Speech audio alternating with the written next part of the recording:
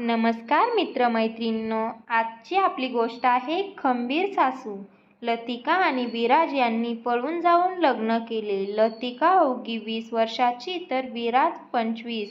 लतिका अति श्रीमंत घरातून होती तर विराज मध्यमवर्गीय. लतिकाच्या घरच्यांचा या प्रेमाला तीव्र विरोध होता. तिच्या बाबांना तिच्यासाठी गर्भश्रीमंत मुलगाच हवा होता आणि असे ही तिच्या बाबांच्या मते हे तिच्या लग्नाचे वय नव्हते. अजून थोडी समज आल्यावर ती विराजला विसरेल असा त्यांचा समज होता.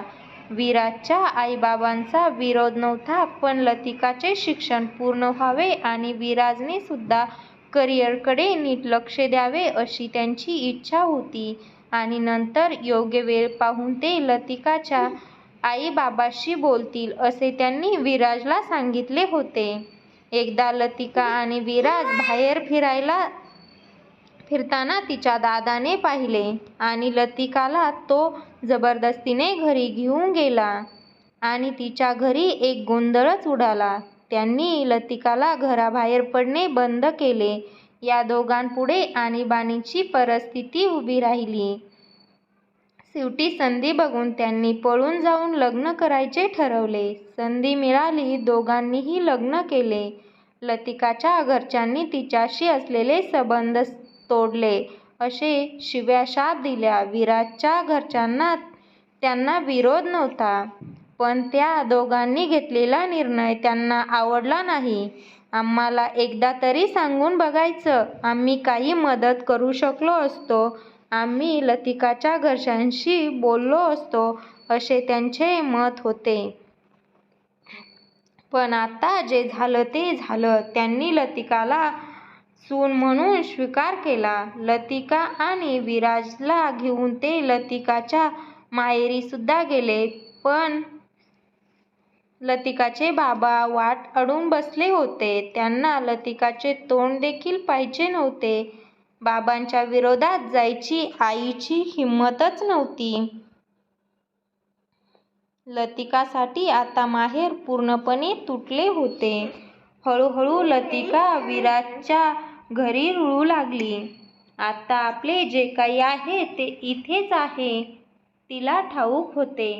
लतिका अगदी लाडाकोडात वाढली आहे. तिला कुठल्याही कामाची सवय नाही. आपल्याला तिला सर्व गोष्टी शिकवाव्या लागतील याची विराजच्या आईला म्हणजे लतिकाच्या सासूला जाणीव होती. सारं छान सुरू होतं, पण नियतीच्या मनात वेगळंच काही होतं. त्यांच्या लग्नाला जेमतेम वर्ष झालं होतं आणि एका अपघातात विराज देवाघरी गेला. सर्वांवर दुःखाचा डोंगर कोसळला. ऐन तारुण्य मुलाचे निधन पावल्याने विराजच्या बाबांना जबरदस्त मानसिक धक्का बसला. लतिका पूर्णपणे कोलमडून गेली. आता तर कुठं त्यांचा संसार सुरू झाला होता. लतिकाच्या घरच्यांनाही ही बातमी कळली तरी कुणी आले नाही. विराजची आई मात्र या साऱ्यात धैर्याने वागत होती. त्याचे दिनकार्य उरकल्यावर त्यांनी लतिकाला तिच्या माहेरी सोडून यायचा निर्णय घेतला, पण लतिका तयार नव्हती. त्यांनी लतिकाला समजावलं, बाळा, तुझ्यासमोर अख्खं आयुष्य आहे, ते कसं वाया घालवू नकोस. मी बोलेन तुझ्या आईबाबांशी, वेळ पडली तर पाय धरेन त्यांचे. तिची समजूत काढून त्या तिला तिच्या माहेरी घेऊन गेल्या, पण यावेळी ही निराशाच त्यांच्या पदरी पडली. तिच्या घरच्यांचा तिच्यावर राग निवळलाच नव्हता. विराजच्या आईने खूप विनवण्या करूनही त्यांनी लतिकाला माफ केले नाही. तुम्हाला नको झाली असेल तर विहिरीत ढकलून द्या असेही बोलायला कमी केले नाही.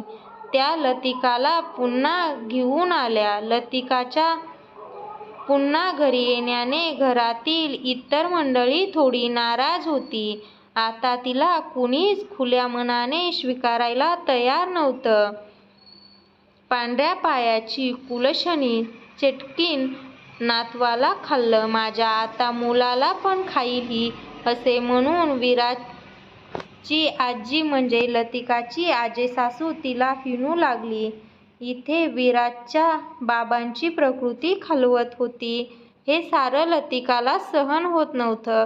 तिने ठरवलं, आपण इथून दूर निघून जायचं.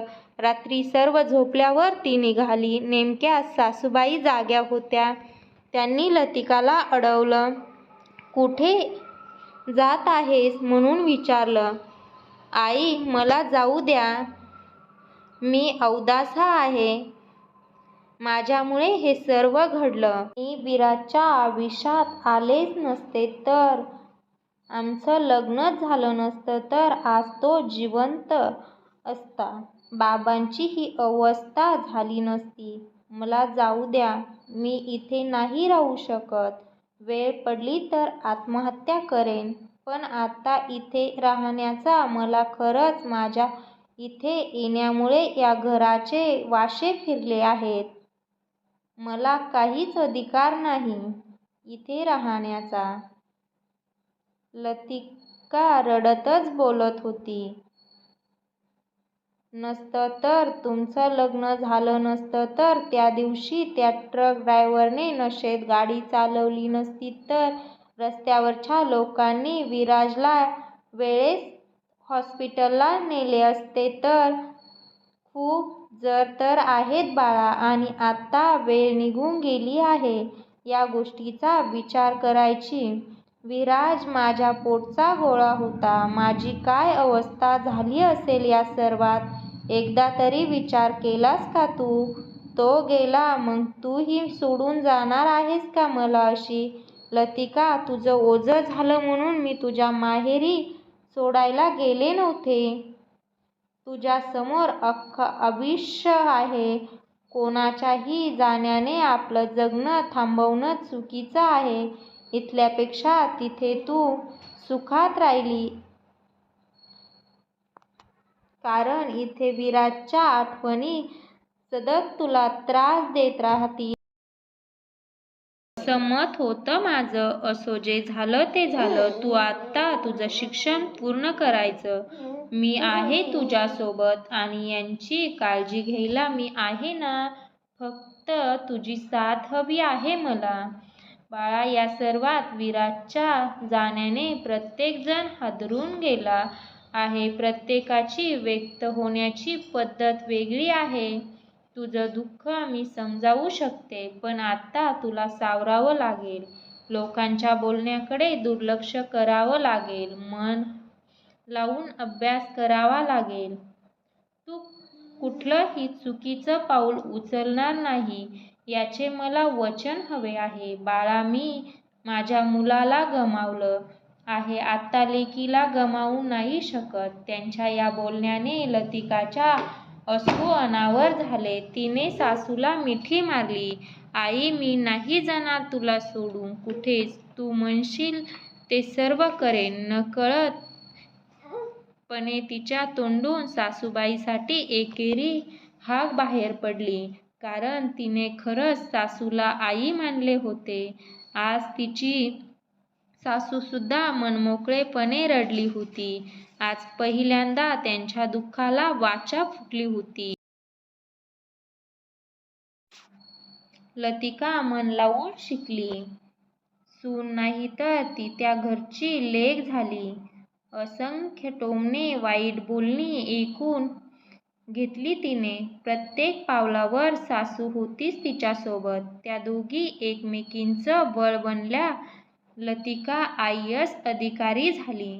आता तिला दूषण लावणारी तोंडं बंद झाली होती. एव्हाना तिच्या माहेरी सुद्धा ही बातमी कळली होती. तिचे बाबा सोडून माहेरचे इतर लोक तिला विचारू लागले होते. सासूने सुयोग्य जोडीदार निवडून लतिकाचे लग्नसुद्धा लावून दिले. पण तरीही लतिका आपल्या या आईला कधीच विसरली नाही. अगदी सासूच्या शेवटच्या काळातही लतिका रात्रीचा दिवस करून सेवेला हजर होती. सासूच्या रूपाने लतिकाला तिचं आयुष्य खऱ्या अर्थाने जगायला शिकवणारी आई भेटली होती. पण खरंच लतिकाची सासू सारख्या अशा कितीतरी खंबीर स्त्रिया या समाजात असतील, ज्या एका चौकटीच्या बाहेर जाऊन विचार करतात आणि दुसऱ्याचा आधार बनून त्यांचं जीवन सफल बनवतात. अशा छान छान गोष्टी ऐकण्यासाठी आपल्या चॅनलला सबस्क्राईब करा, लाईक करा आणि शेअर करा.